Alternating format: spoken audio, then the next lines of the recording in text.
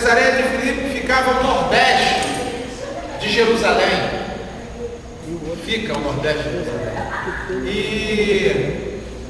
E eles deveriam descer caminhando a Jerusalém, porque o Marcos diz assim: eles estavam caminhando para Jerusalém. E antes dele falar sobre esse caminho e o que Jesus pergunta aos discípulos, o Marcos, quando ele vai contar a história, nós precisamos entender esse livro como uma estrutura literária em que o sujeito está tentando nos apresentar algo que ele conheceu e viu. E aí, dentro de uma estrutura literária, ele coloca Jesus no verso 22 ao verso 26 do capítulo 8, curando um cego de Betsaida. Esse cego de Betsaida, ele conta a cura do cego de Betsaida. Depois ele vai até o capítulo 10, no verso 46, e coloca a cura do cego de Jericó, o filho de Timeu, que não cita o nome do cego, mas sim o nome do pai do cego. E aí ele conta uma história para que nós pudéssemos visualizar o que ele está querendo falar. Ele coloca um cego e outro cego, e aí ele discorre uma história entre um fato de cegueira e outro, para mostrar que tudo que está inserido entre uma cegueira e outra é caso de cegueira. Então nós precisamos entender aquilo que o sujeito está apresentando a nós, a quem irá de fato ler o livro que ele escreve. E ele coloca o caso de cegueira. Em seguida ele apresenta o seguinte, dizendo: olha, que dizem os homens ser o filho do homem? Ele pergunta aos seus 12 discípulos, e aí os discípulos respondem para ele assim: olha, uns dizem que tu és Elias, outros dizem que tu és João Batista, outros dizem que tu és um dos profetas. E aí Jesus para e olha para eles e pergunta assim: e vós, quem dizeis que eu sou? Aí, meu irmão, partindo disso daí, você está acostumado a ouvir uma série de situações. É igual o caso de Judas. O Lucas não diz que ele suicidou, mas que você está acostumado a ouvir é que ele suicidou, certo? É igual o caso do nascimento do Jesus. Você está acostumado a ouvir que ele nasceu numa manjedoura. Quem fala isso é Lucas, mas Mateus não diz que ele nasceu na manjedoura, diz que ele nasceu em casa.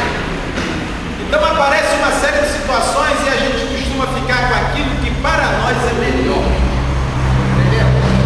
E aí a resposta de Pedro em Marcos é a seguinte: tu és o Cristo.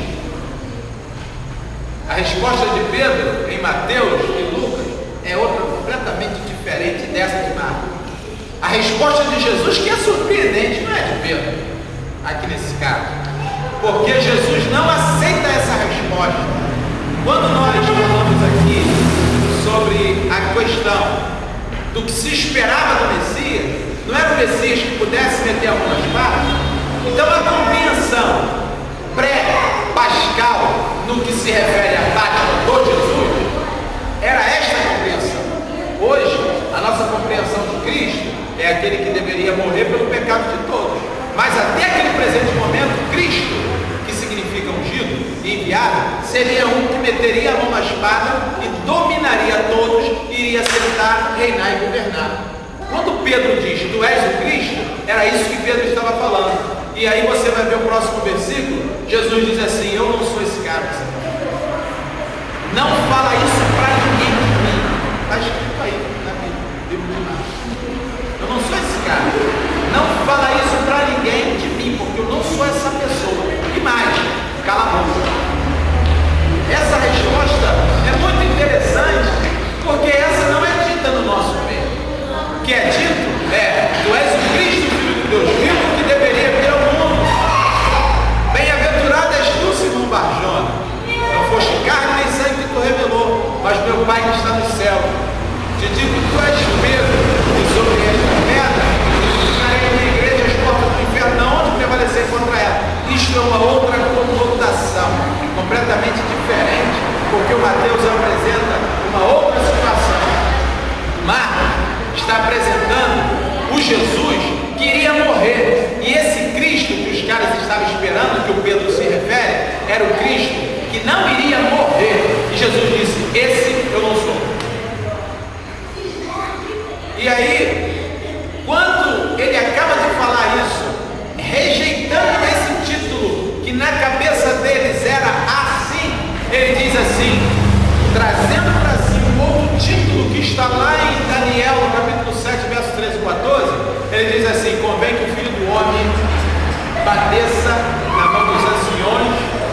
fariseus e dos escribas, e seja entregue na mão dos gentios, para que seja morto. Mas ao terceiro dia eu vou ressuscitar. Ele disse isso. Pedro, não aceitando esse caminho, que é um caminho de morte e ressurreição, ele diz: não faça isso contigo, mestre, porque ele queria que Jesus fosse o Cristo que não morresse. Ou seja, ele não entendeu que Jesus estava passando desde o início da sua via cruz, da tentação, a cura, a fala, as parábolas, até o momento em que ele revela de fato que ele iria morrer. Os discípulos que estavam ao redor não entenderam, porque o Senhor Jesus Cristo entende que todo caminho, que todo aquele que se opõe ao caminho de morte e ressurreição, porque este é o convite que ele tem para mim e para ti, é um caminho de morte e ressurreição, para que você possa, não que ele morra por você, mas que você morra nele e com ele. Porque se você morrer nele e com ele, de fato ele morreu por ti. E aí, com ele tu ressuscitará. Ele fala de uma transcendência da era humana para uma vida eterna. Porque se de fato, como Paulo deixa bem claro, o velho homem morrer, nasce uma nova criatura. Era aquilo que Jesus estava chamando a humanidade para um caminho de morte e ressurreição. E ele deixa isso muito claro quando ele diz assim a Pedro e o repreende. E eu pesquisei em casa, que eu tenho os originais, no capítulo 1, versículo 25, ele repreende o espírito maligno, e a palavra que ele usa é a mesma que ele usa para repreender Pedro. No capítulo 9,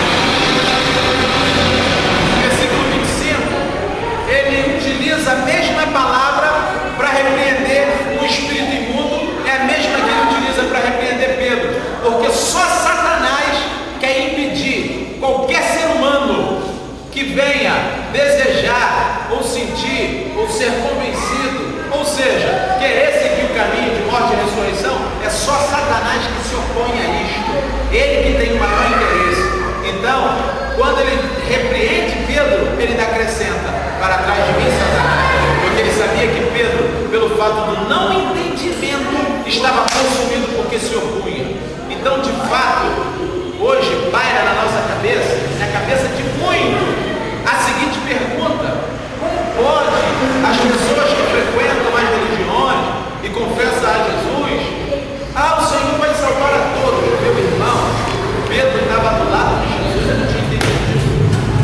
Tem muita gente que está do lado de Jesus que não entende Jesus e cria algo sobre Jesus na sua própria cabeça, porque o que Pedro tinha era devido a uma religião. E qual era a religião que incutiu isso na cabeça de Pedro? O judaísmo. E as religiões faz isso com as pessoas, incute uma série de pensamentos sobre Jesus e implanta uma cegueira que Marcos coloca o cego do Betsaida antes, para mostrar claramente que tudo que se desenrola até a cura do cego de Jericó são fatos de cegueira. Então, o livro de Marcos é um livro muito inteligente e interessante, porque quando ele repreende a Pedro, ele não repreende só Pedro, ele chama Pedro, olha para os discípulos e repreende Pedro como se estivesse repreendendo a todos os discípulos. E nós, quando vamos falar, achamos que só Pedro é que deu aquele mole, né? Quando na verdade foi a turma toda. E aí ele acaba de repreender todos. Próximo versículo diz o seguinte: e chamando a si a multidão, disse a todos: quem quiser vir após mim, negue-se a si mesmo, tome a sua cruz, que o Lucas acrescenta a cada dia, toma a sua cruz e siga-me. Ele estava indo para onde? Para Jerusalém. Para fazer o quê? Ele tinha acabado de dizer, para morrer e ressuscitar. E aí, é um discurso pesado, a galera até queixa-se, né? Mas, meu irmão, quem quiser seguir a Jesus, toma a sua cruz e vai para o caminho de morte. Você precisa morrer para surgir em ti uma nova criatura, porque de fato a criatura em ti existindo, ela não coabita com a nova criatura que surge quando a primeira morre na pessoa do Senhor Jesus Cristo. Então, de fato, precisamos morrer para ressuscitar com ele.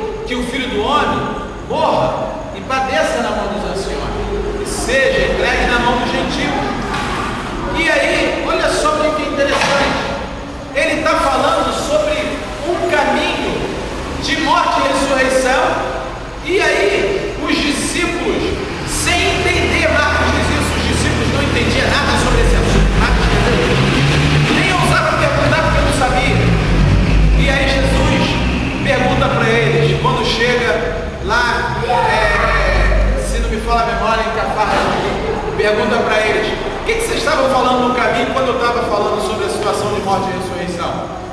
Aí eles ficaram quietos porque no caminho eles estavam discutindo quem seria o maior no reino do céu. Ali está claro que os discípulos não entenderam o que Jesus estava falando, porque estava querendo ser maior do que discutindo quem era o primeiro, quem ia ser melhor do que quem.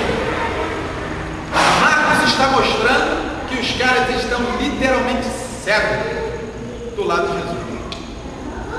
Aí Jesus pegou e falou assim: olha, no reino dos céus as coisas não é assim. Aquele que quer ser o maior vai ser o menor e vai ser servo de todos. Porque o Filho do Homem não veio para ser servido, mas veio para servir e dar a sua vida por resgate de muitos. O que ele diz resgate de muitos? Porque todos aqueles que quiserem seguir esse caminho de morte e ressurreição terá a vida resgatada, mas quem não quiser, meu irmão, infelizmente não terá. Isso não configura a predestinação específica de fulanos e ciclanos neste caso. Em outros casos, abre até precedente para que haja essa discussão, mas nesse momento não. Então, ele repreende mais uma vez, e nesse caso nota-se que ficou bem claro que não era só Pedro que não estava entendendo, todos os discípulos não estavam. Quando vamos mais à frente, no capítulo 10, Jesus fala a mesma coisa, dizendo: convém que o Filho do Homem padeça na mão dos anciões, dos escribas, e seja açoitado, e que eles venham cuspir, escarneçam dele, e se ele seja humilhado, blasfemado, vão bater no seu rosto, vão humilhar, vão escorraçar, vão pendurar ele no madeiro, mas ao terceiro dia eu vou ressuscitar. Aí você sabe qual é a conversa dos discípulos depois? Tiago e João: Senhor, conceda-nos o que te pedimos. O que é que vocês querem? Que na tua glória eu me assento à tua esquerda e ele à tua direita. Eles estavam entendendo? Não estavam entendendo nada. Não estavam entendendo nada. Eles não entenderam a vida de Jesus. Não compreenderam. E aí, isso é tão interessante que essa questão